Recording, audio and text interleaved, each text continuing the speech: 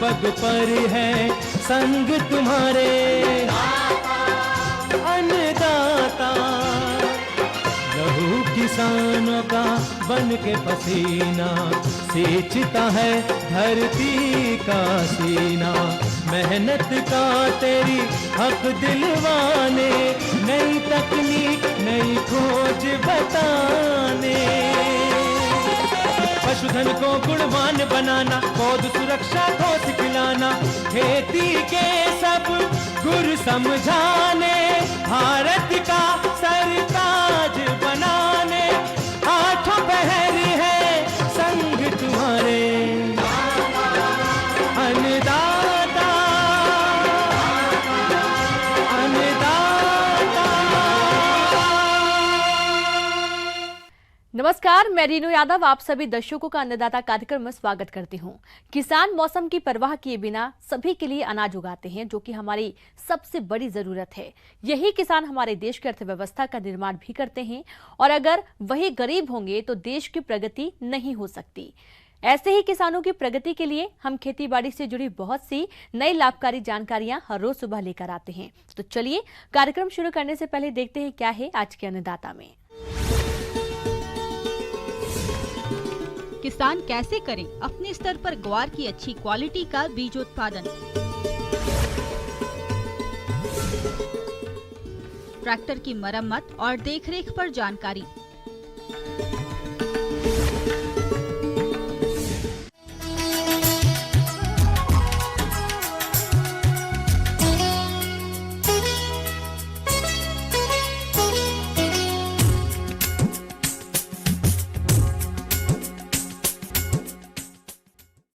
अपने राज्य में ग्वार की खेती व्यापक पैमाने पर की जाती है और कई किसान ग्वार की बुवाई बीजोत्पादन के लिए भी कर रखे हैं।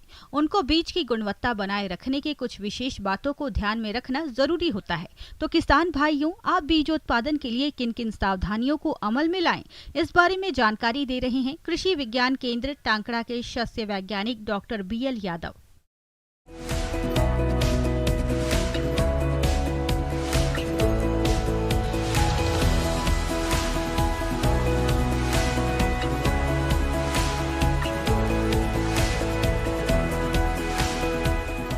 आज हम लोग बात करेंगे ग्वार का। शुरू से सबसे पहले तो ये हमको ध्यान रखना है कि जब भी बीज उत्पादन ले हम लोग, तो उस खेत में कम से कम 3 साल तक वो फसल नहीं आनी चाहिए। हम बात कर रहे हैं जिसका बाजार भाव भी बहुत अच्छा किसान भाइयों को मिलता है। दूसरी चीज, ये फसल है एक बोनस क्रॉप के रूप में, या ये फसल हमारे खेतों में उत्पादन तो देती ही देती है। जो जमीन की जो फर्टिलिटी है, भूमि की उर्वरा शक्ति है, उसको भी मेंटेन करती है, रिस्टोर करती है, उसको मेंटेन करती है, और पोषक तत्वों का अच्छा जो है उपयोग होता है।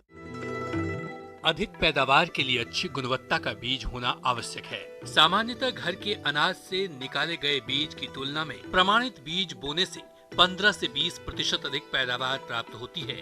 अधिकतर किसान घर में उगाए हुए अनाज को बीज की जगह पर बोते हैं, जिससे उन्हें अधिक मात्रा में अनाज का प्रयोग करना पड़ता है, जबकि प्रमाणित बीज बोने से कम बीज में ही अधिक पैदावार प्राप्त की जा सकती है।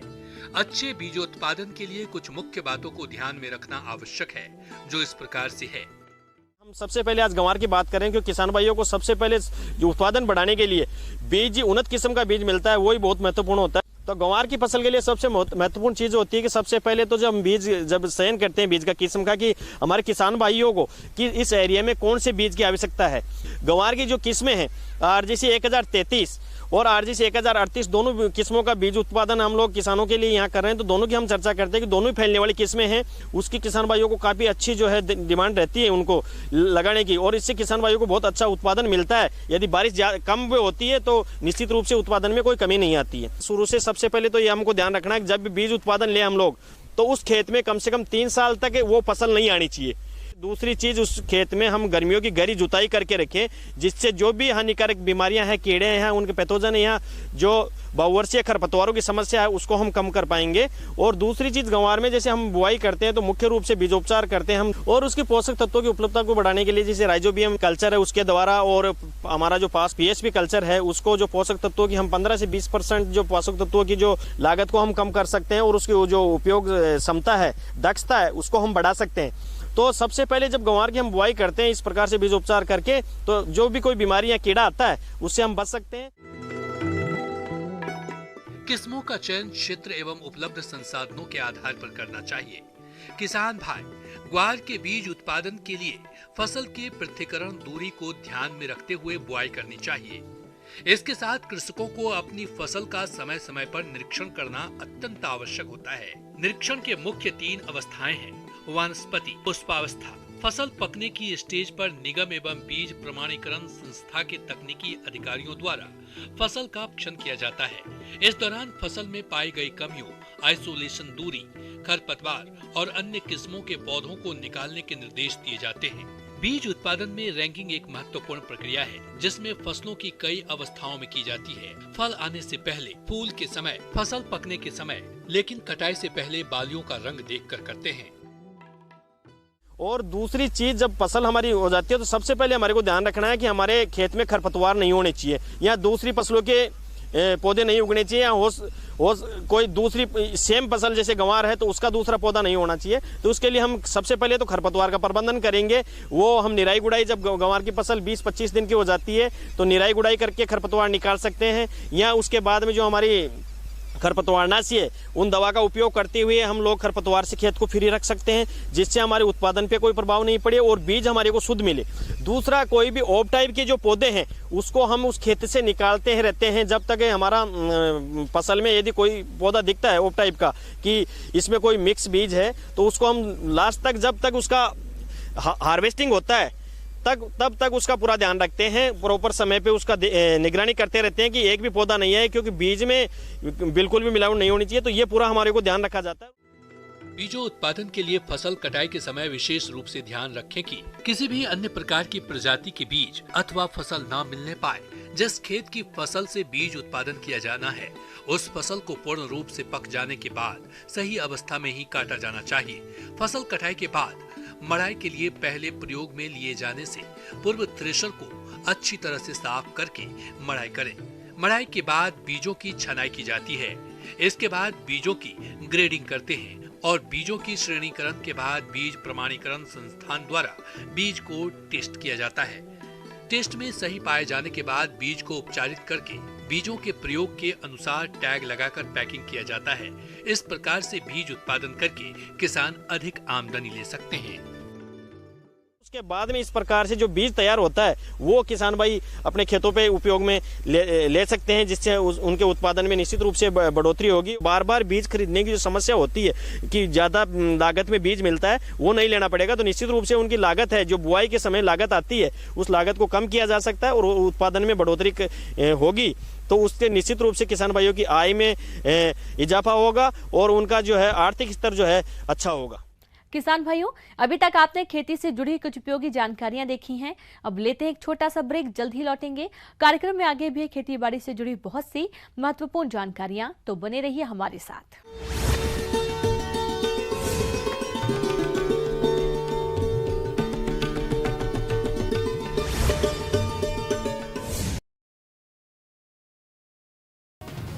एक बिल्ली के बच्चे का अपनी मां के साथ खेलने का वीडियो सोशल मीडिया पर जमकर देखा जा रहा है। ये दोनों घर के अंदर एक सोफे पर बैठे नजर आए, तभी छोटी सी बिल्ली ने खेलना शुरू कर दिया।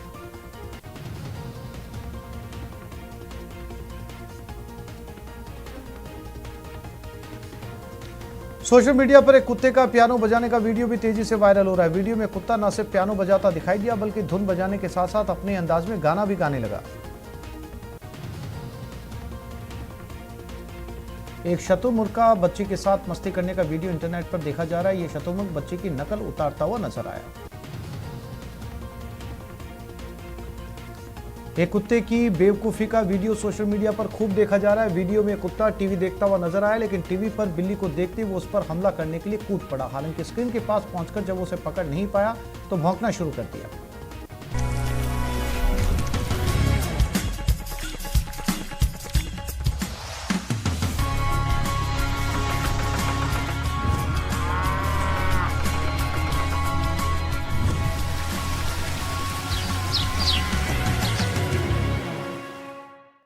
ब्रेक के बाद एक बार फिर से आप सभी दर्शकों का अन्नदाता में स्वागत है।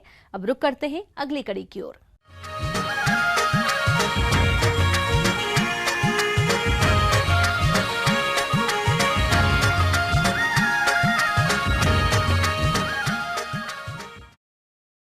तिलहनी फसलों के अंतर्गत हमारे जिन किसान भाइयों ने रामतिल की फसल लगाई है, वह बुवाई के समय के अनुसार बढ़वार की अलग अलग अवस्थाओं पर है और इस फसल से अच्छा उत्पादन तभी मिलेगा जब आप रामतिल की फसल में किए जाने वाले कार्यों को सही समय पर करेंगे।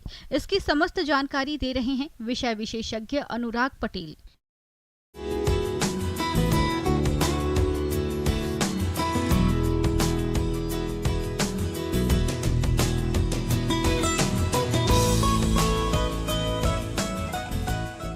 अभी आप खेत में अगर भ्रमण करके देखते हैं तो ये पाएंगे कि खेत में कुछ खरपतवार और जो बचे हुए खरपतवार हैं वो बड़े हो गए हों, पौधों के साथ प्रतिस्पर्धा कर रहे होंगे और धीरे धीरे उसमें फूल निकल रहे होंगे। तो उन खरपतवारों को अब जाके उखाड़ कर यांत्रिक विधि से इस तरह से नियंत्रित किया जा सकता है कि उसको उखाड़ करके और ज़मीन में ले जाके गाड़ देना चाहिए।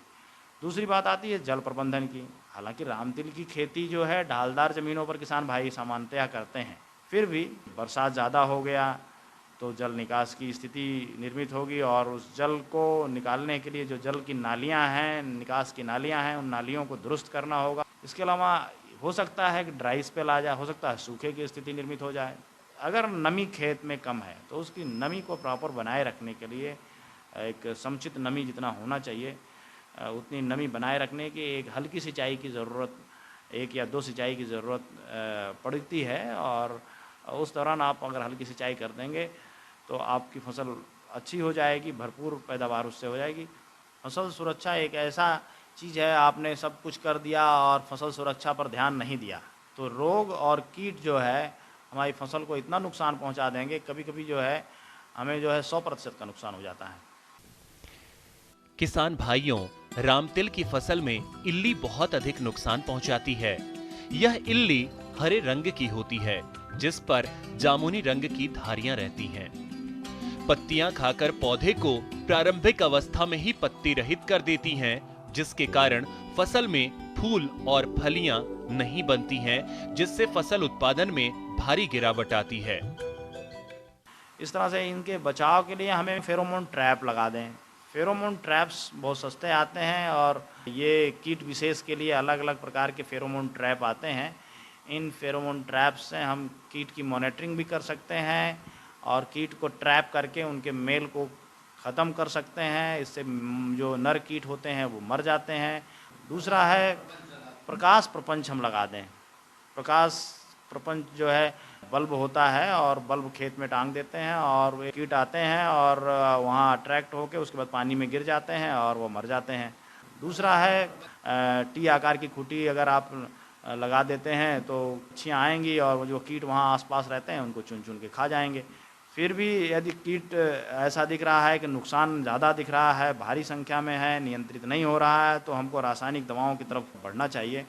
रासायनिक दवाओं में हमें तो लेमडा और जो है थायामेथॉक्साम का जो इसका कॉम्बिनेशन आता है, बना बनाया आता है, 0.5 ml 1 ml दवाई प्रति लीटर के हिसाब से अगर हम इसका छिड़काव करते हैं, निश्चित तौर पर हमें जो है कीट नियंत्रण हो जाएगी।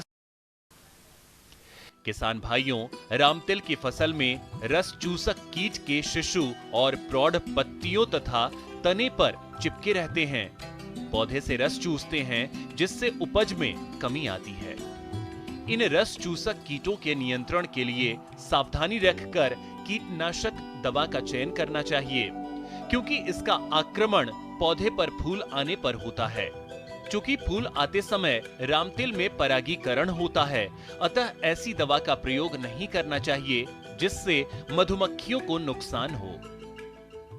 येलो स्टिकी ट्रैप लगा सकते हैं। एक पीले प्रकार का चिपचिपा ट्रैप आता है, जैसे हवा चलती है कीट आते हैं, स्पेशली माहू वगैरह आके उस पर चिपक जाते हैं। अगर आप 40-50 तो इस तरह से लगा दिए हैं तो बहुत सारे कीट आके उस पर चिपक जाएंगे, कीट मर जाएंगे। हमें दवाओं में जैविक दवाओं का इस्तेमाल, जैसे नीम के तेल का है, ब्यूवेरिया बैसियाना, 5 ग्राम दवा, 5 ml दवा प्रति लीटर पानी के हिसाब से छिड़काव अगर हम कर देते हैं तो काफ़ी कुछ इससे नियंत्रण हो जाएगा। पूरा भी नियंत्रण हो सकता है। यदि किसान भाइयों फसल का नुकसान आर्थिक क्षति स्तर से अधिक है तो इमिडाक्लोप्रिड 1 मिलीलीटर दवा की मात्रा को 3 लीटर पानी के मान से पानी में अच्छी तरह से घोलकर फसल पर छिड़काव करने से इन कीटों का प्रभावी ढंग से नियंत्रण किया जा सकता है। इसके अलावा इसमें बीमारियां आती हैं। अल्टरनेरिया नाम का जो एक पत्ता धब्बा बीमारी आती है, उसमें जो है धारी धारी बनाते हुए और पत्ती धीरे धीरे पीली पड़ के पत्ती सूख जाती है। इसमें भी पूरी पत्ती जो है झुलस जाती है और पूरी पत्ती झड़ जाती है और इस तरह से जब प्रकाश संश्लेषण की क्रिया बाधित होती है, इस तरह से इनके बचाव के लिए इसमें हमें कोई फंजीसाइड दवाई जो है Z78 दवा 2 ग्राम प्रति लीटर पानी के हिसाब से छिड़काव करते हैं। इसके अलावा जो एक और बीमारी जो लास्ट स्टेज में आएगी वो आती है पाउडरी मिल्ड्यू, सफ़ेद चूर्णिल आसिता, जो पत्तियों पर सफ़ेद सफ़ेद देखेंगे एकदम से पूर्णतः सफ़ेद हो जाता है और वो तो इतना नुकसान पहुंचाता है कि सारा पेड़ धीरे धीरे जो है फोटोसिंथेसिस ना हो पाने के कारण पेड़ सूख जाता है और पौधे सूख जाते हैं और पूरा का पूरा जो है हमारी फसल को नुकसान पहुंचाते हैं। इस तरह से इनके बचाव के लिए हमें कैराथेन जो है ये काफ़ी अच्छी दवा है, सल्फ़र बेस्ड दवाई है। ये तो 2 ग्राम प्रति लीटर पानी के हिसाब से छिड़काव करते हैं। तो निश्चित तौर पर हम बहुत अच्छी फसल प्राप्त कर लेंगे और हम थोड़े से ही प्रयास से बहुत अच्छी और भरपूर फसल ले लेंगे। आगे और भी खेती बाड़ी से जुड़ी बहुत सी रोचक जानकारियां यहाँ पर रुकेंगे। एक और छोटे से ब्रेक के लिए जल्द हाजिर होते हैं।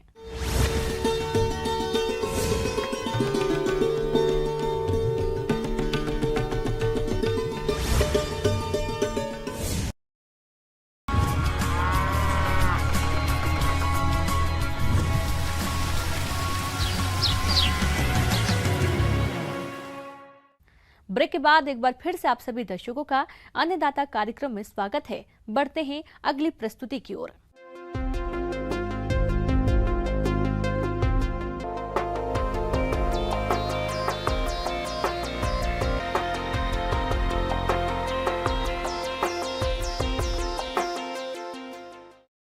कृषि में प्रयोग होने वाले यंत्रों में यदि ट्रैक्टर की बात की जाए तो इसका प्रयोग हमारे ज्यादातर किसान भाई करते हैं, लेकिन इसके प्रयोग करने से पहले और प्रयोग करने के बाद वे इसके रखरखाव और मरम्मत पर विशेष ध्यान नहीं देते हैं, जिसके कारण ट्रैक्टर में डीजल की अधिक खपत और जल्द खराब हो जाने की वजह से मरम्मत पर खर्च भी अधिक होता है। तो आप किस तरह से करें ट्रैक्टर की देख रेख, इस बारे में सुझाव दे रहे हैं डॉक्टर सतीश कुमार शर्मा।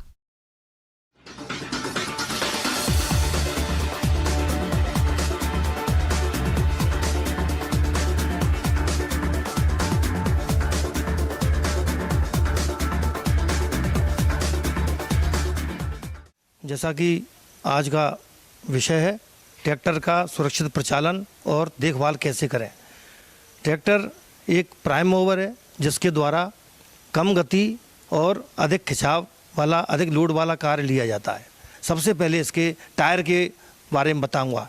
टायर घिसे नहीं, टायर के ऊपर जो लक्स हैं अथवा जो गुटके हैं वो बरकरार रहना चाहिए, नहीं तो रिवोल्डिंग करके और या नया टायर पीछे लगाना ज़रूरी है, अन्यथा जो है खिंचाव शक्ति का, ड्राफ्ट का नुकसान होगा, जो कि नहीं होना चाहिए। और अगले पहिए में ट्रैक्टर में हवा का जो दबाव है वो जो है ज़्यादा PSI होता है, अधिक रखा जाता है। पिछले पहिए में हवा का दबाव कम रखना चाहिए, क्योंकि हम जो खिंचाव वाला कार लेते हैं और ट्रैक्टर क्या चिपक के चलना चाहिए, जिससे हमको ड्राफ्ट ज़्यादा मिलेगा। डीजल की कुशल बचत के लिए मैं आपको उल्लेखित करना चाहूँगा कि डीजल की जो लाइन में यदि हवा आ जाती है तो हमारे चालक को ये ध्यान देना चाहिए, क्योंकि ये तकनीकी चीज़ है, उस हवा को तत्काल निकालें।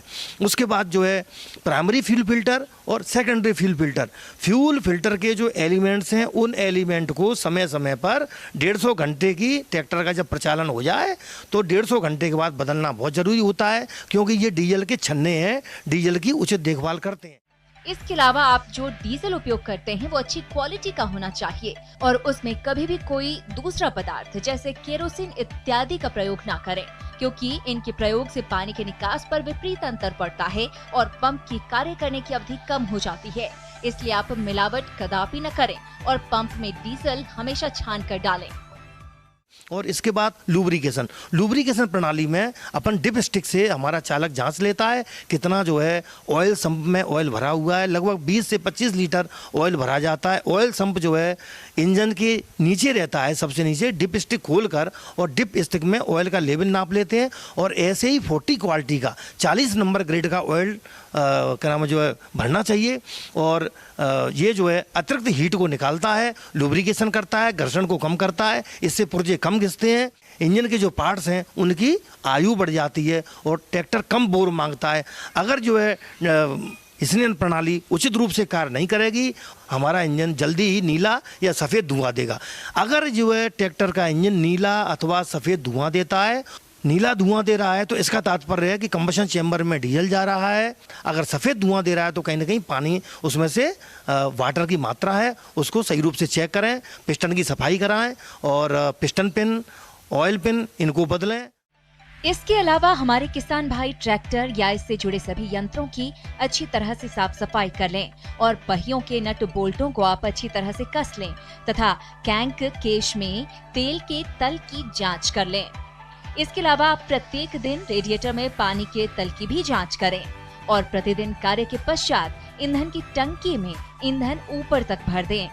इसी प्रकार से हमें ट्रैक्टर द्वारा 60 से 70 घंटे काम लेने के बाद ट्रैक्टर की मरम्मत करनी चाहिए, जिसमें आप लुब्रिकेशन तेल फिल्टर को खोलकर साफ कर लें तथा पंखे की बेल्ट अगर ढीली हो तो उसे कस लें।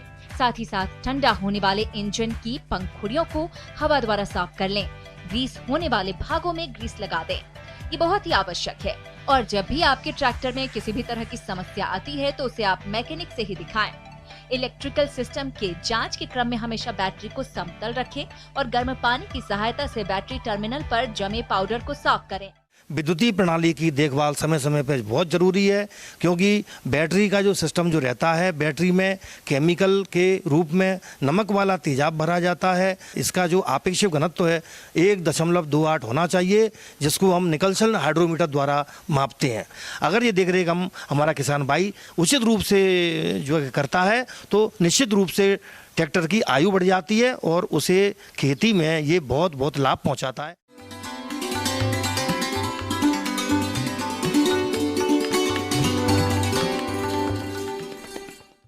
अन्नदाता हेल्पलाइन निःशुल्क फोन संपर्क सेवा के माध्यम से आपके द्वारा पूछे गए प्रश्नों में से 1 या 2 महत्वपूर्ण प्रश्नों को हम अपने कार्यक्रम में शामिल करते हैं और इसी के तहत आज का चयनित प्रश्न और उसका जवाब इस प्रकार है। आज की अन्नदाता हेल्पलाइन में हमने जिस प्रश्न को शामिल किया है उसे पूछा है गांव बासीपुर, जिला उदयपुर के मनजीत कुमार ने। आपने मूली की खेती के बारे में जानकारी चाहिए है, तो इसके लिए देखिए कार्यक्रम का यह अंश। किसान भाई नमस्कार। मूली की खेती आप किसान भाई जान लें कि जो समय है वो तो आगात मूली की भी खेती होती है, मध्यम होती है और पिछात भी होती है। मार्केट की डिमांड के अनुसार हमारे किसान भाई करते हैं और उससे आमदनी अधिक लेते हैं। तो मूली का जो मेन सीजन है, ये सीजन है हमारे किसान भाई मूली की खेती करने के लिए ऊपरी भूमि का आप चयन करें जिसमें जीवाश्म की मात्रा अधिक हो। तो वैसे भूमि का अगर आप चयन करते हैं तो उत्पादन आपको बढ़िया मिलेगा। मूली के लिए गहरी जुताई की आवश्यकता होती है, इसलिए खेत की एक जुताई मिट्टी पलटने वाले हल से करने के बाद 2 से 3 बार कल्टीवेटर चलाकर भूमि को समतल कर लें, जिससे फसल का उचित विकास हो सके। तो प्रभेद, कुछ प्रभेद का चयन कर लें किसान भाई, जैसे पूसा चैतकी है, पूसा देसी है, पूसा हिमानी है, पूसा रश्मि है, जापानी सफ़ेद है, जौनपुरी है, चाइनीज पिंक है। कई प्रभेद है जो कि बहुत बढ़िया उत्पादन देता है और उसका वाइटनेस भी बढ़िया रहता है, मार्केट वैल्यू भी बहुत बढ़िया होता है। तो अगर आप इसमें से कोई प्रभेद का चयन करके आप खेती कर सकते हैं। इसके लिए किसान भाई 4 से 5 केजी बीज, मूली का बीज प्रति हेक्टेयर की जरूरत होती है। और बुआई का जो समय है किसान भाई, अगर आगात करते हैं तो सितंबर माह से आप शुरू कर दें और मध्य में जब करते हैं अक्टूबर से नवंबर तक कर सकते हैं। बुवाई से पहले मूली के बीजों को कार्बेडाजिम दवा 3 ग्राम प्रति किलोग्राम बीज की दर से बीज उपचार करें। मूली साल भर उगाई जा सकती है, फिर भी व्यावसायिक स्तर पर इसे सितंबर से जनवरी तक बोया जाता है। जो पहली जुताई करते हैं तो उसमें कंपोस्ट का प्रयोग करें 150 से 200 कुंटल प्रति हेक्टेयर। जब अंतिम जुताई करते हैं तो उस समय 60 केजी नेत्रजन, 40 केजी फास्फोरस और 40 केजी पोटास की जरूरत होता है। और वो पोटास को आप मूली की खेती में बढ़ा सकते हैं, 50 से 60 भी कर सकते हैं, तो उसकी क्वालिटी अच्छी हो जाती है। तो इसके लिए किसान भी आधी जो है नेत्रजन की मात्रा, पूरी फास्फोरस, पूरी पोटास की मात्रा अंतिम जुताई के समय खेत में बराबर मात्रा में देके आप खेत की पाटा के साथ जुताई कर दें। तो इन सारी बातों को ध्यान में रख के स्पेसिंग जो है 25 सेंटीमीटर का दूरी रखें पौधा से, कतार से कतार, और उसी कतार में 10 सेंटीमीटर के दूरी पर आप बीज की बुआई कर दें। मूली की फसल में खरपतवार नियंत्रण। मूली की फसल को खरपतवारों से मुक्त रखने के लिए रासायनिक खरपतवार नाशक दवा पेंडिमिथेलिन 30 EC की 3 किलोग्राम मात्रा को 1000 लीटर पानी के हिसाब से घोल बनाकर प्रति हेक्टेयर की दर से बुआई के 48 घंटे के अंदर प्रयोग करने पर शुरुआत के 40 दिनों तक खरपतवार नहीं उगते हैं। तो इस तरह से कर देते हैं तो आपकी उत्पादन बढ़िया मिलेगा। और ये उत्पादन जो किसान भाई 150 से 200 कुंटल आपका मूली हो सकता है। और मूली का आप जानते हैं कि 40 से 45 दिन की फसल है, आप उसको कई बार भी लगा सकते हैं या इंटरक्रॉपिंग के रूप में भी आप मूली की खेती कर सकते हैं। तो इस तरह से किसान भाई मूली की खेती करके अच्छी आमदनी ले सकते हैं।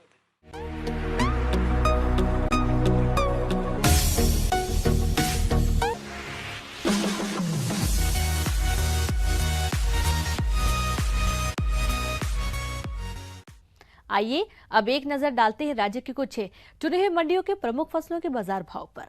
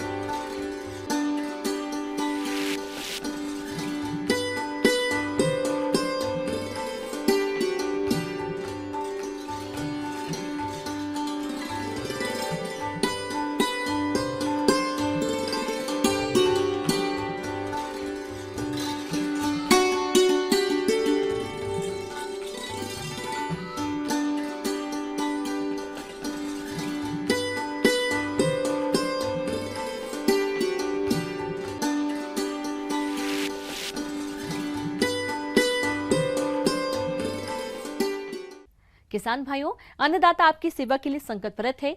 कृषि संबंधित समस्या एवं सुझावों के लिए आप हमें इस पते पर संपर्क कर सकते हैं।